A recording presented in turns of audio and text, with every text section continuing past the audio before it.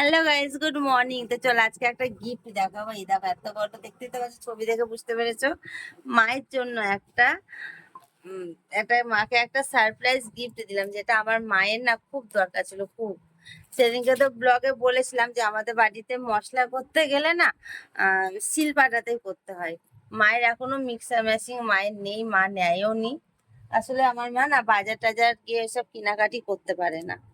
তো আমি সেটাই মাকে আজকে সারপ্রাইজ গিফট দেব, মিক্সার মেশিন। সারপ্রাইজ বলতে বলে দিয়েছি, মা তোমাকে একটা মিক্সার মেশিন দিব। তো মা জানে না এটা আমি অর্ডার করে দিয়েছি আর এটা চলে এসেছে। তো এই যে এখন সকালবেলাতে এ দেখো দিয়ে গেল। এই যে এত বড় একটা ডিব্বা মিক্সার মেশিন আছে। মা তো এখন দোকানে গেছে কাজে, জানো তো। আমার মা দোকানে, আমাদের একটা দোকান আছে। তো ছোটখাটো একটা দোকান আছে। আমার বাবা যখন বেঁচে ছিল তখন ওই চায়ের দোকানটা ছিল, একটা চায়ের দোকানই আছে। তো বাবা মারা যাওয়ার পরে ওই দোকানটা মাই চালায়। তো মা এখন দোকানে আছে। আমাদের দোকান হলো, তোমরা যদি আমাদের দোকানটা জানতে চাও যে আমার মুর্শিদাবাদে আমার বাড়ি কোথায়, তো সবাই জিজ্ঞেস করো তো। আর মুর্শিদাবাদে আমার মায়ের যে চায়ের দোকানটা, এই দোকানটা হলো অনেকটাই ফেমাস দোকান বলতে পারো। ওখানে অনেকই লোকজন আসে। চাটা ওখানে ভালোই মা বানায় আর কি, বুঝেছো। আমাদের হলো এই, তোমরা যারা বহরমপুরে জানো তারা, তোমরা ওই কাঁঠালবাড়ি নাম শুনেছো অবশ্যই। কাঁঠালবাড়ি নাম শুনলো, না শুনলো ফিবাইমারি স্কুল শুনেছো। ওই ফিবাইমারি স্কুলের ওখানটাতে বকুল গাছটা আছে, ওখানটাতে যে চায়ের দোকান দেখবে একটা মহিলা থাকে, ওটাই হলো আমার মা। ওটাই আমাদের দোকান, ঠিক আছে। তো শুনে নিয়েছো।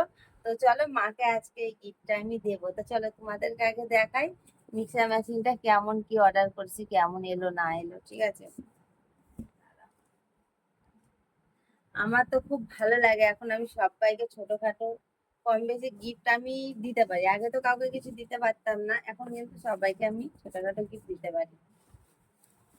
তো এই মিক্সার মেশিনটা আমার মায়ের না খুব দরকার ছিল, কারণ দোকানে তো শুধু চা হয় তা না, ঘুগনি মুড়ি সব কিছু হয়। সকালে ঘুগনি করে নিয়ে যায়, ওই সিলে মশলা করে, প্রচন্ড মানে দেরি হয়ে যায়। এটা ধরো মশলা করে রেখে দিল, ফ্রিজে আছে, ফ্রিজও আমি কিনে দিয়েছি আমার মাকে। ফ্রিজটাও কিনে দিয়েছি, তো ফ্রিজে মশলা করে রেখে দিবে, ধরো আগের দিন হয়ে গেল কি 3-4 দিনের মশলা করে রাখলো একসাথে। এই দেখো কেমন হয়েছে, একটু কমেন্টে জানিও, ঠিক আছে। এটা হলো, আর এর মধ্যে ওই যেগুলো বাটি থাকে সেগুলো আছে আর কি, 3টে।